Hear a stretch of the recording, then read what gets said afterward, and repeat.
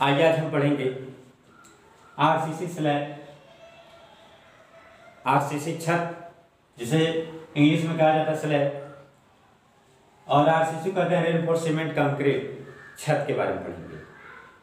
देखिए RCC slab आप लोग जानते हैं, जनरली आप लोग देखे होंगे बिल्डिंगों में बनाए जाते हैं कि जब आपके कॉलम खड़ा कर दिए जाते हैं, कॉलम के बाद हम क्या करते हैं, बीम लगाते हैं। बीम तो कॉलम और बीम के बाद हम उसको पाटने, उसके खुले भाग को क्या करते हैं, पाटा जाता है।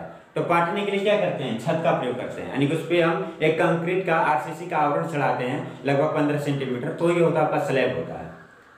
या समानता का 15 सेंटीमीटर हम प्रयोग करते हैं। जनरली बिल्डिंगों में हम स्लैब समानता जो स्लैब की मोटाई ली जाती है वह 15 सेंटीमीटर ली जाती है, प्रयोग की जाती है। आगे चल के हम बताएंगे कहाँ से कहाँ तक उनका हम प्रयोग करते हैं, लेकिन जनरली 15 सेंटीमीटर प्रयोग की जाती है। तो आप लोग जान गए होंगे कि जब हम कॉलम और बीम का निर्माण करते हैं तो उसको काटने के लिए हम क्या करते हैं, छत लगाते हैं, उसे हम कहते हैं स्लैब।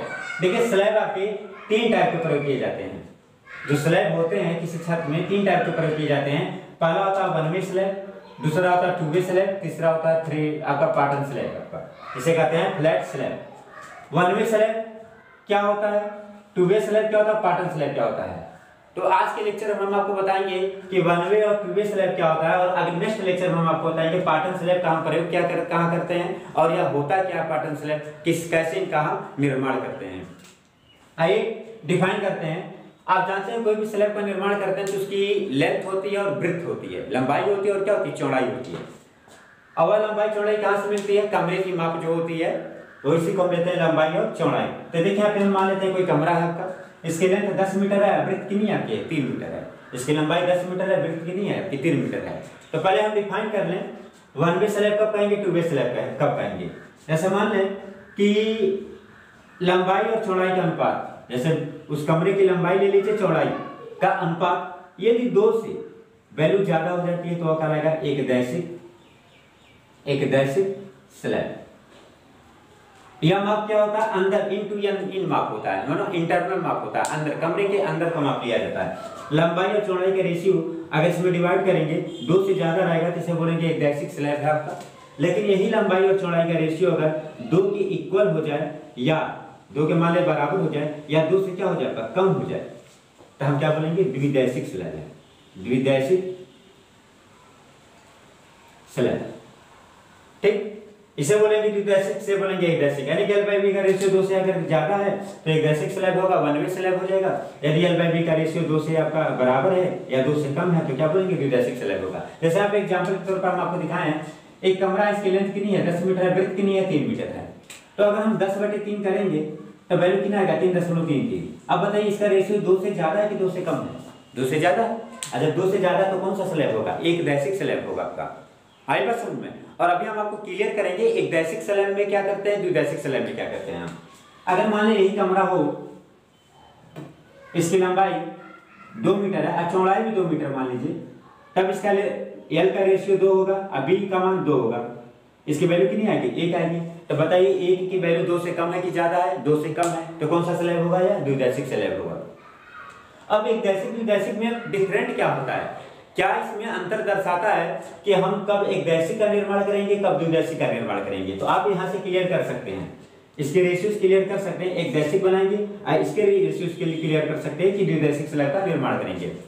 अब जब हम स्लैब का निर्माण करते हैं तो जानते हैं कि हम 2 तरीके से बार डालते हैं और 90 डिग्री पर हम उन पे बार डालते हैं। आ जाते हैं छड़ पर, छड़ के लिए हम प्रयोग करेंगे। देखिए आपके जो छड़ डाले जाते हैं वह लंबाई की भी दिशा में डाले जाते हैं और चौड़ाई की दिशा में डाले जाते हैं। तो 2 तरीके के बार यूज किए जाते हैं, एक मेन बार होता है, एक डिस्ट्रीब्यूशन बार होता है। एक मेन बार प्रयोग करते हैं और एक होता है डिस्ट्रीब्यूशन बार। तो पहले हम पढ़ेंगे 1 वे स्लैब के लिए। आइए पहले हम पढ़ लेते हैं 1 वे स्लैब के लिए। देखिए एक दैशिक स्लैब, एक दैशिक स्लैब। आप जान गए एक दैशिक 1 वे स्लैब क्या होता है, जब L by B का रेशियो आपका 2 से ज्यादा हो जाए तो एक दैशिक स्लैब होगा।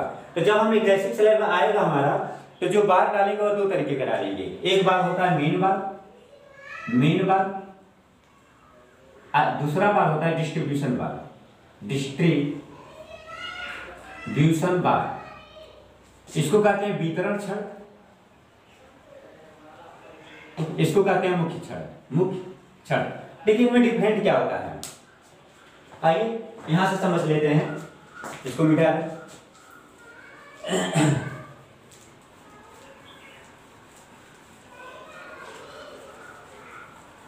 देखिए जब कमरे की लंबाई ज्यादा हो जाए और चौड़ाई कम हो जाए तो हम जानते हैं कि लोड जो आएगा वह एक तरफ ज्यादा लोड आता है, दूसरी तरफ लोड आपके कम आते हैं, तो हम मूवमेंट पे आ जाते हैं। जैसे मान लें यह आपका मान लेते हैं कि यह सपोर्ट है, कोई यह सपोर्ट है, और बड़ा ले लीजिए इसको,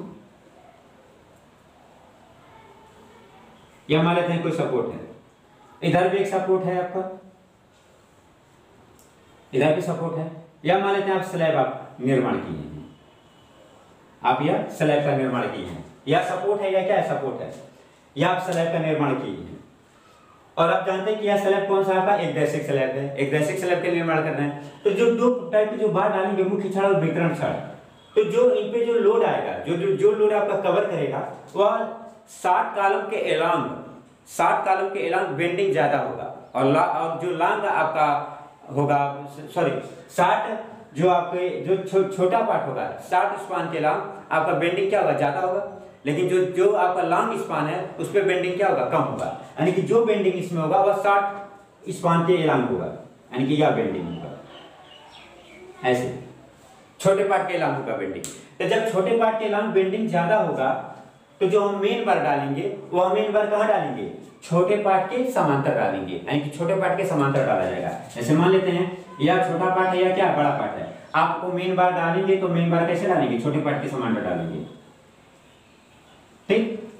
तो छोटे पार्ट के समांतर जब मेन बार डालेंगे तो इसका जो डाया रहेगा 10 mm से कम नहीं रहेगा, 10 mm से आपका ज्यादा रहेगा, यानी कि 10 mm 12 mm का आप प्रयोग करेंगे।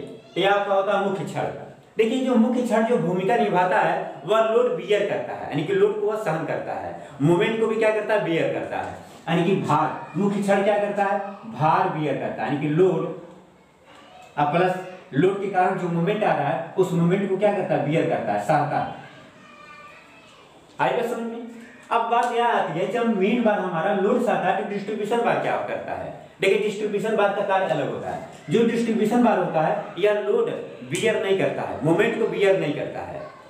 यह डिस्ट्रीब्यूशन बार 3 वर्क करता है। एक आपके आरसीसी में स्लैब में जो श्रिंकेज हो रहा है, श्रिंकेज को कम करता है, श्रिंकेज को कम करता है। दूसरा टेम्परेचर को कवर करता है, टेम्परेचर।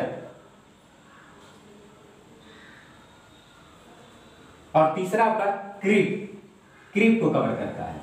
यानी कि जो डिस्ट्रीब्यूशन बार डालते हैं वह 3 वर्क करता है। इन तीनों चीज के लिए हम क्या करते हैं, डिस्ट्रीब्यूशन बार डालते हैं। और लोड बियर करने क्या करते हैं, मेन बार डाले जाते हैं। आई बात समझ में। अब यहां समझ लीजिए कि डिस्ट्रीब्यूशन जो बार होते हैं 3 चीज क्लियर करने के लिए, यानी कि 3 चीज को कवर करने के लिए जो डाले जाते हैं वह कितने डाया का होता है, वह 10 mm से कम डाया का होता है। 8 mm का हो सकता है, 6 mm का हो सकता है। 8 mm या 6 mm का डिस्ट्रीब्यूशन बार डाल सकते हैं, क्योंकि यह लोड बियर नहीं करता है। देखिए इसका नाम क्या है, डिस्ट्रीब्यूशन। यह क्या करता है कि जो लोड आता है उस लोड को क्या करता है, डिस्ट्रीब्यूट करता है। डिस्ट्रीब्यूट कहां करता है, मेन बार पे। कहां करेगा आपका, मेन बार पे। और मेन बार क्या करेगा, लोड को बियर करके वह सहन करेगा, यानी कि लोड को क्या करेगा, सहन करेगा।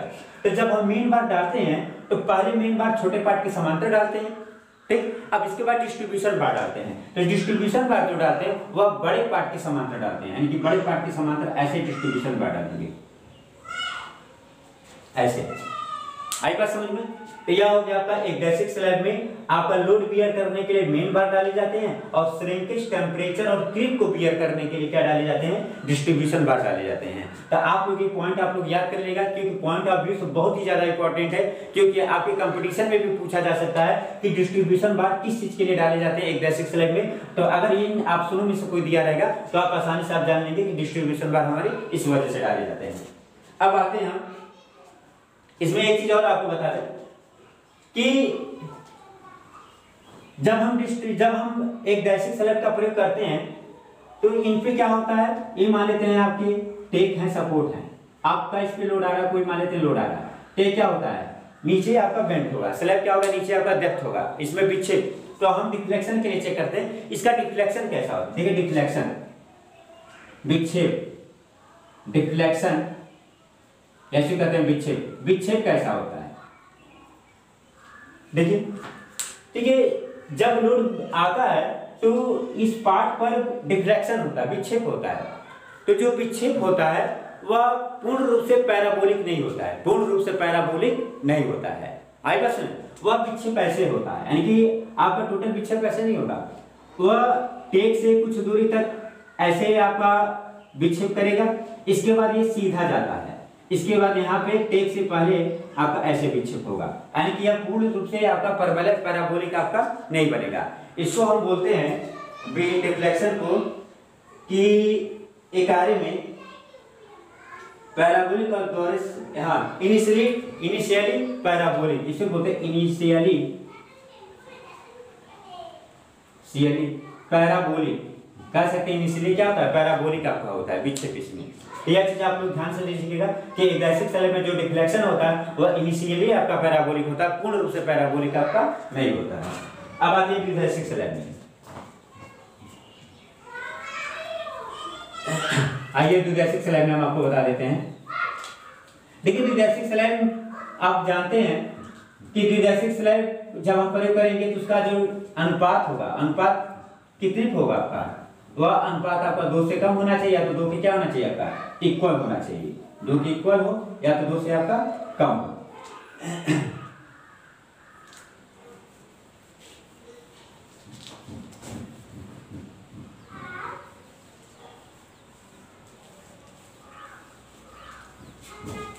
अब यहां समझ लेते हैं द्विदैशिक स्लैब। द्विदैशिक स्लैब, देखिए द्विदैशिक स्लैब में क्या होता है, जब द्विदैशिक स्लैब का हम प्रयोग करते हैं कि उसका अनुपात 2 से कम होना चाहिए, तो 2 के बराबर होना चाहिए, तो हमारा द्विदैशिक स्लैब होगा। तो इसमें जो बार जो डाले जाते हैं 90 डिग्री पे, जो बार जो डाले जाते हैं ऐसे 90 डिग्री पर, हमेशा इनको 90 डिग्री पे बार डाले जाते हैं, ये चीज आप लोग याद कर लीजिएगा। तो इनमें दोनों बार मेन बार होते हैं। कैसे होते हैं मेन बार, यानी कि मेन बार भी डालेंगे एक मेन बार, फिर दूसरा भी क्या करेंगे मेन बार डालेंगे, मेन बार मुख्य छड़, यानी कि यहाँ पे अब श्रिंकेज को नहीं लिया जाता है, टेम्परेचर से नहीं लिया जाता है, इसमें दोनों जो बार डाले जाते हैं वह भार को बियर करने के लिए, यानी कि लोड को बियर करने के लिए डाले जाते हैं, मोमेंट को बियर करने के लिए डाले जाते हैं। आई बात समझ में, यानी कि दोनों जो स्टील जो डाले जाएंगे 90 डिग्री पर, दोनों स्टील क्या करेंगे लोड को बियर करेंगे, वह इस वजह से बियर करेंगे, फिगर में समझ लीजिए, क्योंकि ये मान लेते हैं सपोर्ट है, या क्या सपोर्ट है, इधर भी मान लेते हैं क्या ये आप सपोर्ट है, मान लेते हैं ये भी क्या आपका सपोर्ट है, ये भी मान लेते हैं क्या आपका सपोर्ट है, सपोज करिए ये भी आपका सपोर्ट है। अब इसमें जो बेंडिंग लोड के कारण जो बेंडिंग होगा वह दोनों के एलांग होगा, शॉर्ट स्पान के भी एलांग होगा और लॉन्ग स्पान के एलांग होगा, यानी कि बेंडिंग इधर भी होगा और बेंडिंग आपका इधर भी होगा, दोनों तरफ बेंडिंग आपका होगा, इसलिए दोनों तरफ क्या करेंगे मेन बार डालेंगे, यानी कि दोनों तरफ आप मेन बार का प्रयोग करना पड़ेगा आपको, इधर भी मेन बार डालेंगे ऐसे,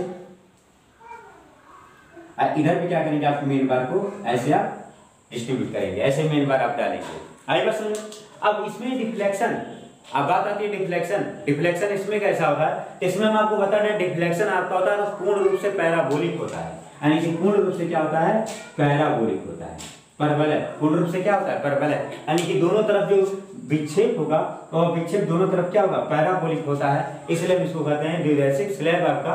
और इसमें जो बार डाले जाएंगे वह बार आपके 10 mm से अधिक होने चाहिए, और दोनों तरफ कौन सा बार डालेंगे मेन बार डाल करके हम इनका प्रयोग करेंगे। तो यह हो गया द्विदैशिक स्लैब में और द्विदैशिक स्लैब में।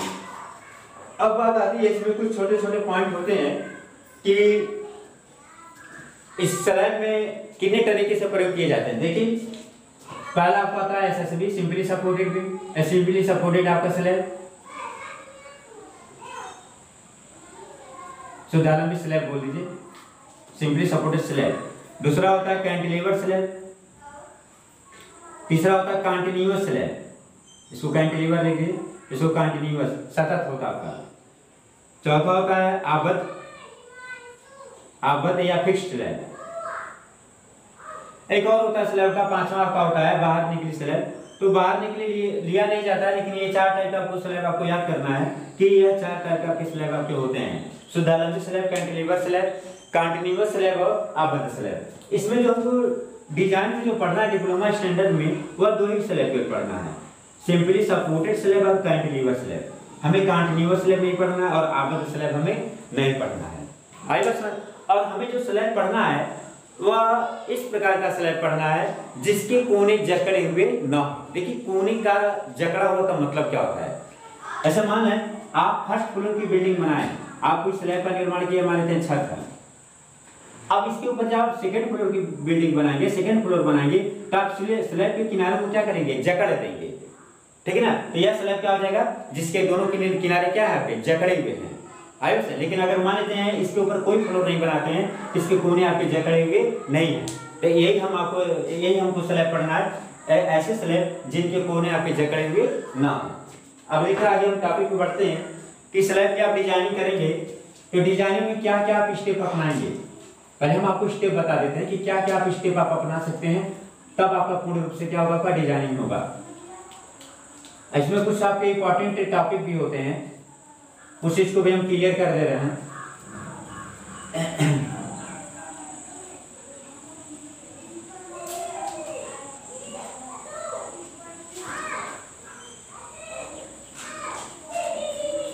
देखिए पहला पॉइंट हमारा यह होता है कि जब हम स्लैब का प्रयोग करेंगे, स्लैब का डिजाइनिंग का स्टेप लेंगे, तो जैसे बीम का डिजाइनिंग आप करते हैं, आप उसका पार्ट निकालते हैं, गहराई निकालते हैं, फिर उसका मोमेंट निकालते हैं, स्टील की मात्रा निकालते हैं, स्पेसिंग निकालते हैं, जांच करते हैं, तो ये सारी चीजें इसमें भी प्रयोग की जाएंगी, सारी चीजों का प्रयोग हम इसमें भी करेंगे, ठीक है ना। और हम आपको इससे पहले भी हम आपको बताएं कि स्लैब की मोटाई जो ली जाती है वह समानता आपकी 15 सेंटीमीटर ली जाती है। स्लैब की जो मोटाई समानता जो ली जाती है वह 15 सेंटीमीटर होती है, लेकिन स्लैब की मोटाई 15 से ज्यादा भी हो सकता है और 15 से कम भी हो सकता है। वह लोड पे डिपेंड करता है, लोड कैसा आ रहा है उसी हिसाब से स्लैब की मोटाई आपकी बढ़ती है या तो स्लैब की मोटाई क्या होती है, आपकी कम होती है। ये चीज आपको क्लियर होगा। अब यहाँ पे हमें डिजाइनिंग के स्टेप से पहले थोड़ी चीजें हम आपको यह बता दें कि डिफ्लेक्शन, स्लैब में जो डिफ्लेक्शन होता है उसके लिए क्या किया जाता है। तो देखिए स्लैब में डिफ्लेक्शन, पहला पॉइंट ले लेते हैं डिफ्लेक्शन, डिफ्लेक्शन। देखिए स्लैब में डिफ्लेक्शन जो आईएस कोड के अनुसार 456 के अनुसार जो दिया गया है कि डिफ्लेक्शन के लिए आप क्या अपनाएंगे, तो डिफ्लेक्शन के लिए यह अपनाया गया कि L/0 अपान स्मॉल d का रेशियो, L/0 स्मॉल d का रेशियो अगर 35 है, कितना आपका है, 35 है, या तो इक्वल कर लीजिए या तो आप ग्रेटर देन ऐसे कर लीजिए। आई बस समझ में, 35 या तो 35 लीजिए या तो 35 से क्या कर लीजिए, कम ले लीजिए। L/0/d का रेशियो 35 लिया जाता है, किसमें आपका सिंपली सपोर्टेड बीम में। और कंटिन्यूअस में जो लिया जाता है सतत आपके स्लैब में L/0 अपान d का जो रेशियो होता है वह 40 लिया जाता है, 40 लिया जाता है।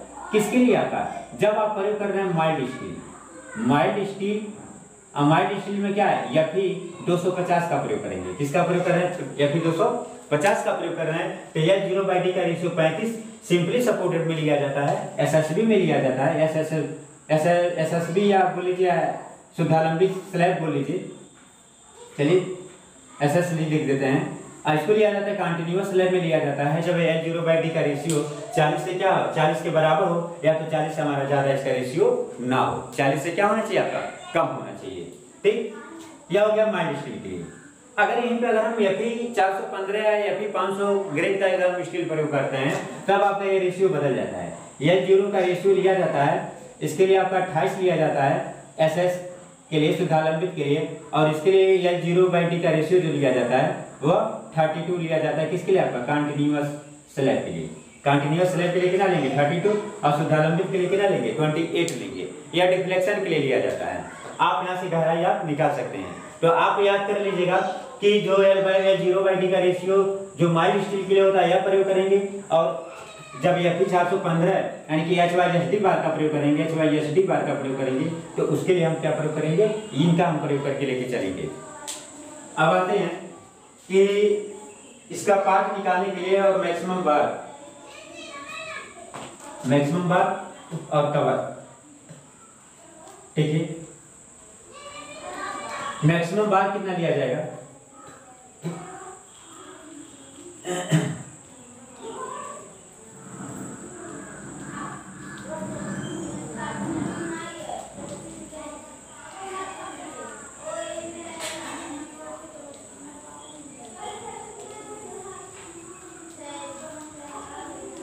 देखिए मैक्सिमम बार के लिए यह लिया गया है, पहले मैक्सिमम बार देख लेते हैं। मैक्सिमम डाया कितना लिया जाएगा?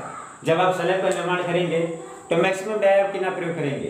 देखिए मैक्सिमम डाया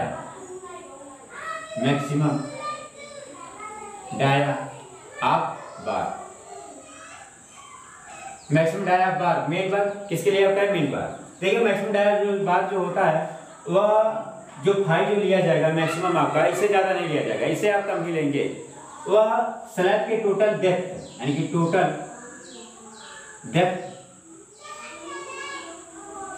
अपॉन 8, अपॉन कितना होगा? 8। स्लैब का टोटल डेप्थ अपॉन 8। स्लैब का डेप्थ क्या है? टोटल डेप्थ क्या होगा? ये मान लेते हैं स्लैब है, इसकी यहाँ से यहाँ तक टोटल गहराई कितनी होगी आपकी? टोटल डेप्थ हो जाएगी।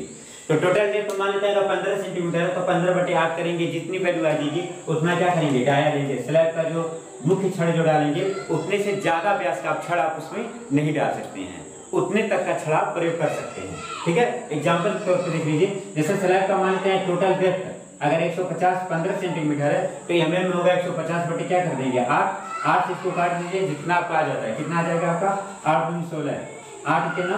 8 7 0 और 8 64 18, यानी कि 18 ज्यादा नहीं लेंगे। 18 से क्या करेंगे? 18 पॉइंट समथिंग आएगा, इससे आप कम लेंगे। तो वही होता है मैक्सिमम डाया बार। मेन बार के लिए मैक्सिमम डाया कितना लेंगे वह डिपेंड करेगा इसकी टोटल डेप्थ पे डिपेंड करेगा।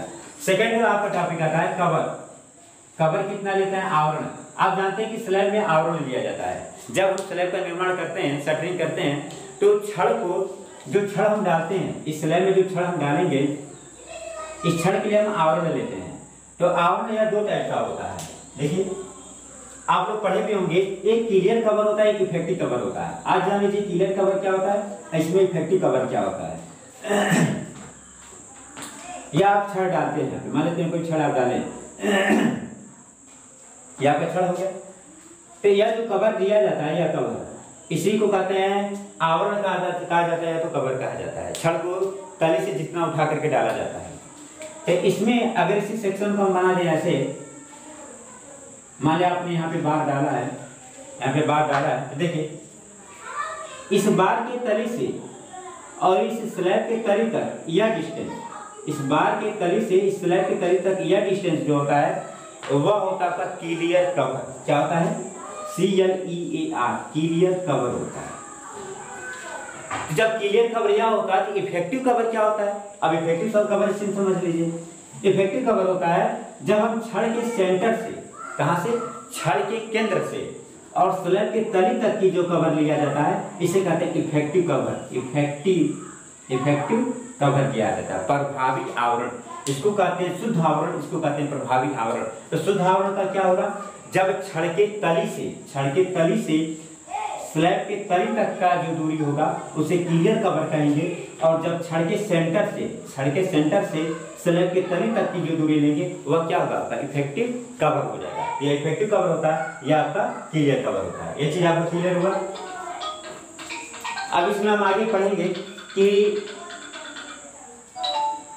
इसमें मैक्सिमम डाया बार हो गया, कवर हो गया, स्पेसिंग भी हम निकालेंगे, इसमें स्लैब में हम स्पेसिंग भी निकालेंगे, और इसमें आपके 2-3 जो पॉइंट होते हैं उसको हम बता देते हैं।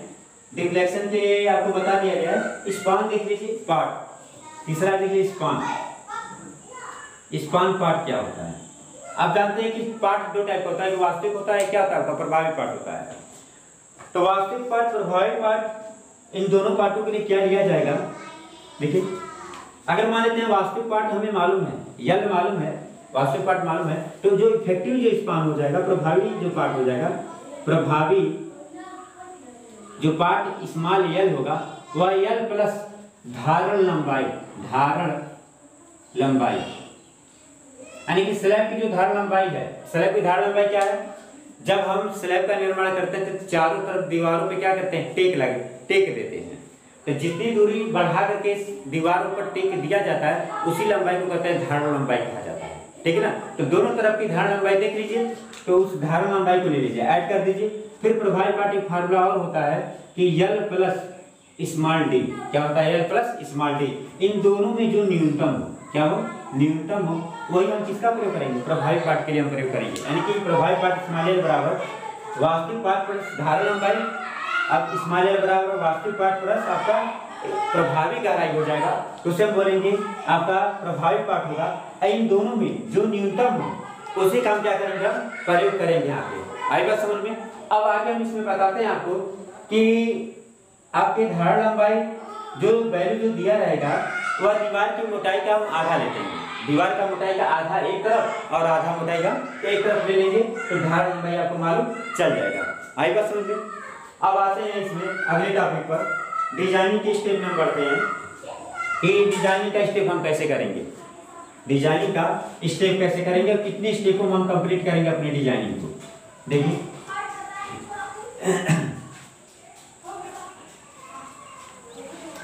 देखिए डिजाइनिंग के स्टेप में जैसे आप इनकी डिजाइन करते हैं वैसे इसमें भी आपको स्टेप आपको प्रयोग करना पड़ेगा, और इसमें जो स्टेप है नेक्स्ट वीडियो में हम आपको क्लियर करके पूरा बताएंगे।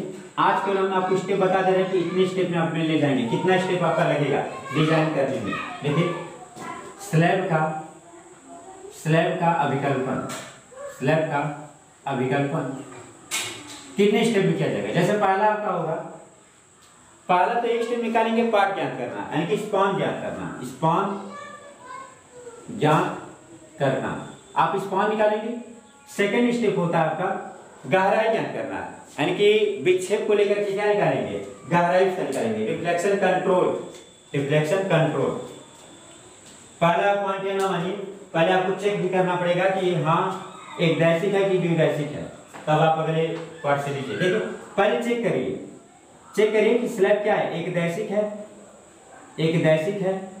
या द्विदैसिक है, द्विदैसिक। पहले तो आप चेक करेंगे ना, मान लेते हैं क्वेश्चन दे देता है तो पहले आपको चेक करना पड़ेगा स्लैब क्या है, एक दैसिक है द्विदैसिक है, तो आप पहले क्लियर करेंगे कौन सा स्लैब है, एक दैसिक है या द्विदैसिक स्लैब हमारा है। अब इसके आगे जो स्लैब आपको मिलेगा उसके लिए डिजाइन का स्टेप कैसे हम लेंगे। पहला पॉइंट यहाँ पे निकालेंगे स्पान निकालेंगे। स्पान ज्ञात करने के बाद तीसरा डिफ्लेक्शन, विक्षेप, डिफ्लेक्शन ज्ञात करेंगे। डिफ्लेक्शन के द्वारा हम क्या निकालेंगे, गहराई। अब कौन सी गहराई होगी, गहराई ज्ञात करेंगे। डिफ्लेक्शन का फार्मूला लगा करके गहराई ज्ञात करें। जब आपकी डेप्थ मालूम चल जाएगी तो चौथे पॉइंट में आप प्रभावी इफेक्टिव डेप्थ निकालिए। इफेक्टिव डेप्थ में आपको बताएं हैं कि टोटल गहराई में से आवरण माइनस करेंगे। तो स्लैब में आवरण जो लिए जाते हैं वह आवरण सामान्यतः 15 mm 20 mm का आवरण आपके लिए जाते हैं, तो वह माइनस करेंगे तो इफेक्टिव डेप्थ आपका निकल जाएगा। नेक्स्ट पॉइंट में, पांचवें पॉइंट में हम निकालेंगे कि टोटल लोड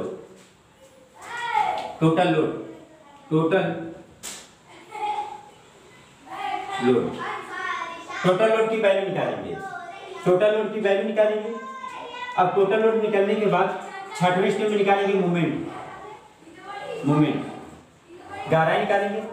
सातवें स्टेप में हम निकालेंगे, जब मोमेंट आपका निकल जाएगा तो स्मॉल डी हम कैलकुलेट करेंगे। क्या करेंगे, कैलकुलेट करेंगे किसके लिए, जांच करने के लिए।